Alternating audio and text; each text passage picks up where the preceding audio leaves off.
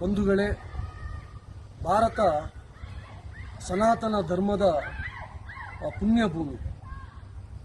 ಸಾಕ್ಷಾತ್ ಪರಮಾತ್ಮನೇ ಭಗವಂತನೇ ಅವತರಿಸಿದಂತಹ ಜಗತ್ತಲ್ಲಿ ಯಾವುದಾದ್ರೂ ಒಂದು ಜಾಗ ಇದ್ದರೆ ಅದು ಭಾರತ ಮಾತ್ರ. ನಮ್ಮ ದೇಶದ ಸಂಸ್ಕೃತಿ, ಸಂಪ್ರದಾಯ, ಪರಂಪರೆಗಳು ಇದೆಲ್ಲವೂ ಜಗತ್ತಿನ ಹಿತಕ್ಕೋಸ್ಕರ ಹುಟ್ಟಿಕೊಂಡಿದೆ.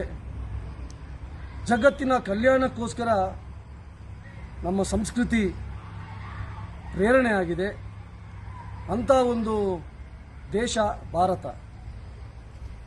ಸುಮಾರು 2,500 ವರ್ಷಗಳ ಕಾಲ ಈ ದೇಶದ ಮೇಲೆ ಪರಾಕೀಯರ, ವಿದೇಶಿಯರ ಆಕ್ರಮಣದ ನಂತರವೂ ಇವತ್ತು ಭಾರತ ಎದ್ದು ನಿಂತಿದ್ರೆ ಅದಕ್ಕೆ ಕಾರಣ ನಮ್ಮ ಪೂರ್ವಜರು ಮಾಡಿದಂತಹ ಸಂಘರ್ಷ, ಹೋರಾಟ, ತ್ಯಾಗ, ಬಲಿದಾನ, ಶೌರ್ಯ, ಪರಾಕ್ರಮಗಳೇ ಕಾರಣ.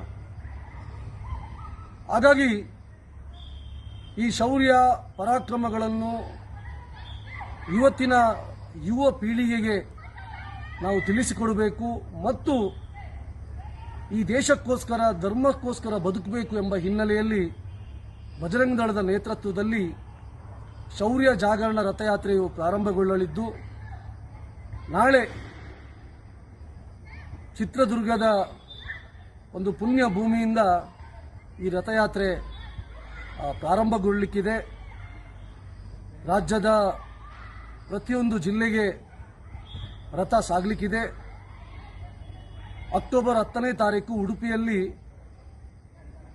ಬೃಹತ್ ಹಿಂದೂ ಸಮಾಜೋತ್ಸವದ ಮುಖಾಂತರ ಈ ಕಾರ್ಯಕ್ರಮ ಸಂಪನ್ನಗೊಳ್ಳಲಿದೆ.